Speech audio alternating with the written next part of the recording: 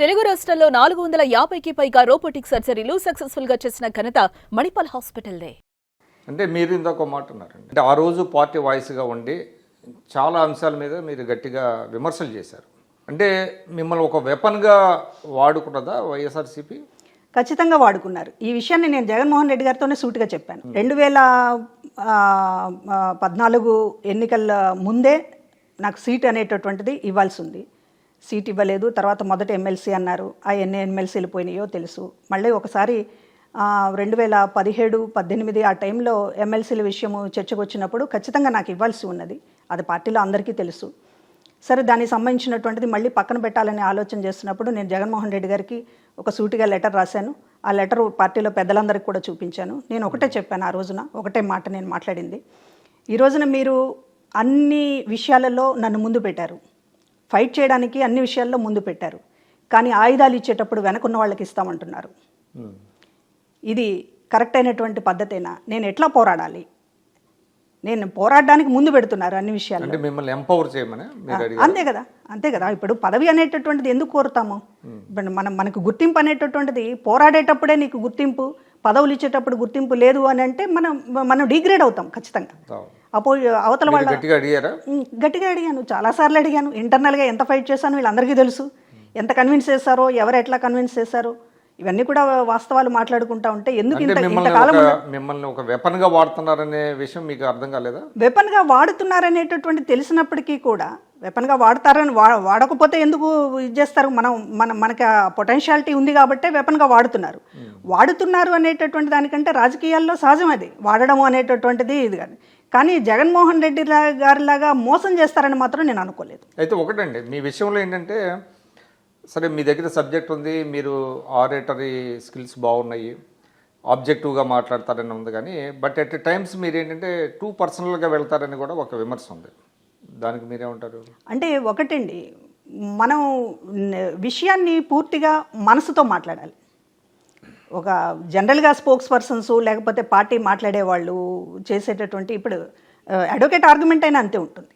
Advocate కోర్టులో ఒక case నెగ్గింది, లేకపోతే కోర్టులో ఒక రకమైనటువంటి ఒక క్రిటికల్ కేసు నుంచి బయటపడేశాడు లాయరు అని అంటే అతను మనసు పెట్టాలి.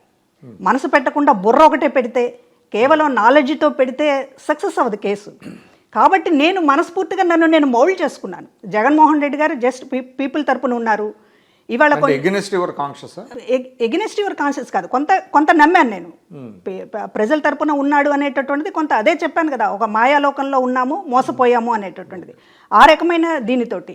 కాబట్టి మనసు ఆర్గ్యుమెంట్ చేసేటప్పుడు నేను గనక లోపాయికారిగా వ్యవహరించి ఉంటే, నేను గనక మొత్తం కూడా పొలిటికల్ కెరీరు రాజకీయాల్లో రేపు ఏదైనా జరగవచ్చు అనేటటువంటి దీనితో ఉంటే ఖచ్చితంగా చంద్రబాబు నాయుడు గారితో ఒక లైజనింగ్ మెయింటైన్ చేసేటటువంటి ఇదిలోనే మాట్లాడి ఉండేదాన్ని. చాలామంది అదే చేశారు. చాలామంది చాలా ఒక సోఫిస్టికేటెడ్గా, చాలా మర్యాదపూర్వకంగా, డిప్లొమాటిక్గా చాలా మాట్లాడారు. అంటే మాట్లాడినట్టు ఉంటుంది, కానీ దానికి సంబంధించినటువంటి ఎఫెక్ట్ ఏమీ లేకుండా, అన్ని డోర్స్ మూసేసుకోకుండా చాలా జాగ్రత్త పడి ఉండొచ్చు. కానీ ఇవాళ నా పబ్లిక్లో ఒక క్రెడిబిలిటీ ఉండాలి అని అంటే హార్ట్ఫుల్గా చేయాలి. ఎక్కడ చేసినా హార్ట్ఫుల్గా చేయాలి. ఇవాళ ఎందుకు ఈ తెలుగుదేశం పార్టీకి సంబంధించి అన్ని విమర్శలు చేశారు అనేటటువంటిది మీరు అడిగినా లేకపోతే ఇంకొకళ్ళు అడిగినా నా సమాధానం, నేను ఇక్కడ ఉంటానని అనుకున్నాను.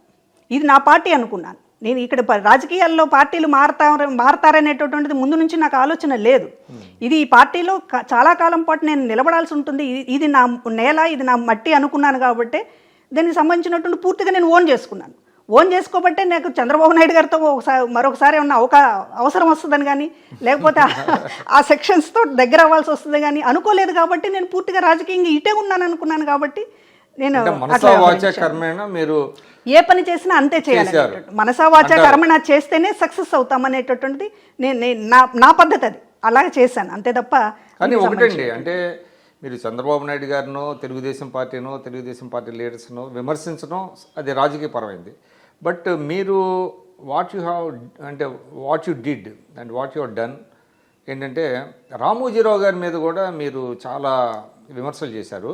దాని వెనక కొంతమంది తమ దుగ్ధని తీర్చుకోవడానికి మిమ్మల్ని ముందుకు నెట్టి అట్లా చేశారని అనుకోవాలా? అంటే సజ్జల రామకృష్ణారెడ్డి కావచ్చు, జీవీడి కృష్ణమోహన్ కావచ్చు, వీళ్ళందరూ కలిసి రామోజీరావు గారి మీద ఆయన బ్రాండ్ ఆఫ్ జర్నలిజాన్ని మీరు చాలా తీవ్రమైనటువంటి విమర్శలు చేశారు కదా, అది కూడా మీరు మిమ్మల్ని అట్లా ఇంప్లికేట్ చేశారని మీరు అనుకుంటున్నారా? ఒకటండి, ఏం మాట్లాడినా స్క్రిప్ట్ లేకుండా మేము మాట్లాడలేదు. స్క్రిప్ట్ ఎవరు ఇచ్చేవాళ్ళు?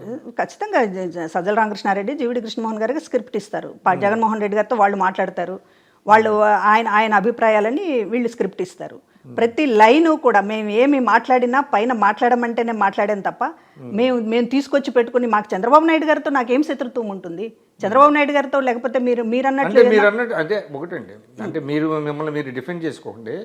అంటే వాళ్ళు ఎటువంటి స్క్రిప్ట్ ఇచ్చినా కూడా అది ఇల్లాజికల్గా ఇర్రేషనల్గా ఉన్నప్పుడు దానిని ఈ విధంగా ఉంది అని మీరు కొంచెం దాన్ని టోన్ డౌన్ చేయటము అది మీరు చేయాలి కదా యాజ్ ఎ పొలిటీషియన్. ఒకటి, రామోజీరావు గారి మీద నేను ఎప్పుడు కూడా అంత ఇదిగా వెళ్ళలేదండి. నాకు గుర్తున్నంత వరకు నేనేమి వెళ్ళలేదు. ఇప్పుడు చంద్రబాబు నాయుడు గారి మీద అయినా పొలిటికల్గా మాట్లాడినప్పుడు ఎక్కడా కూడా ఒక మాట తోలలేదు. స్క్రిప్ట్లో ఏమన్నా ఉన్నప్పటికీ కూడా ఒకవేళ లేకపోతే ఇట్లా మాట్లాడితే జగన్ గారు హర్షిస్తారు అనేటటువంటి వాతావరణం ఉన్న సందర్భాల్లో కూడా ఎప్పుడు కూడా అన్కాన్స్టిట్యూషనల్గా కానీ లేకపోతే అన్పార్లమెంటరీ వర్డ్గా కానీ ఒక్క మాట కూడా నేను చంద్రబాబు నాయుడు గారికి సంబంధించి ఎప్పుడు మాట్లాడలేదు. రాజకీయంగానే విమర్శించాం సీరియస్గానే. లేదు ఎప్పుడు కూడా ఇట్లా అన్నదేంటి అనేటటువంటి విధంగా ఎప్పుడు వ్యవహరించలేదు. డిబేట్స్ కావచ్చు, డిబేట్స్లో ప్రధానంగా చాలా ఆవేశాలు ఉంటాయి.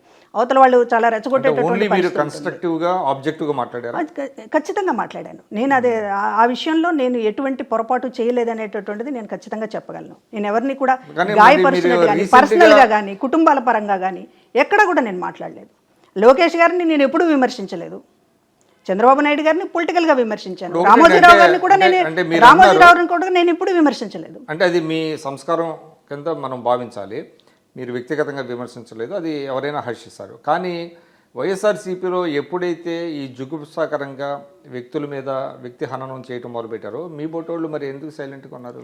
అంటే ఒకటి, 5 ఏళ్లలో నేను మహిళా కమిషన్కి రావడం, మహిళా కమిషన్ చైర్పర్సన్గా ఉన్నప్పుడు పాలిటిక్స్లో మాట్లాడడానికి అంత ఉండదు. మాట్లాడమని చెప్పారు జగన్ గారు, మాట్లాడమంటున్నారు మిమ్మల్ని, అసెంబ్లీ స్పీకర్ గారే మాట్లాడుతుండగా మీకేంటి అని కూడా అన్నారు. అది కూడా అన్నారు. జగన్ గారు కోరుకుంటున్నారు మీరు ఇంతకు ముందు మాట్లాడినట్టుగానే మాట్లాడండి అంటే, మీరు ఈ పోస్ట్లో పెట్టినప్పుడు నేను మాట్లాడలేను, కావాలంటే రిలీవ్ చేయండి, ఎమ్మెల్సీ ఇవ్వండి, మాట్లాడతాను, అంతే తప్ప ఈ పోస్ట్లో ఉండి రాజకీయాలు మాట్లాడడం అనేది చెయ్యను అని చెప్పాను. ఆ రకంగానే రాజకీయాలు మాట్లాడలేదు. మహిళల పరంగా దానికి సంబంధించినటువంటిది ఏమన్నా పొలిటికల్గా విమర్శించానేమో తప్పే, ఉమెన్ యాంగిల్లో తప్ప ఈ 5 ఏళ్ళు పొలిటికల్ విమర్శ నేను ఎవరి మీదైనా చేయలేదు. కానీ ఒకటి ఏంటంటే వరదు కళ్యాణి గారు కానీ మిగతా కొంతమంది లేడు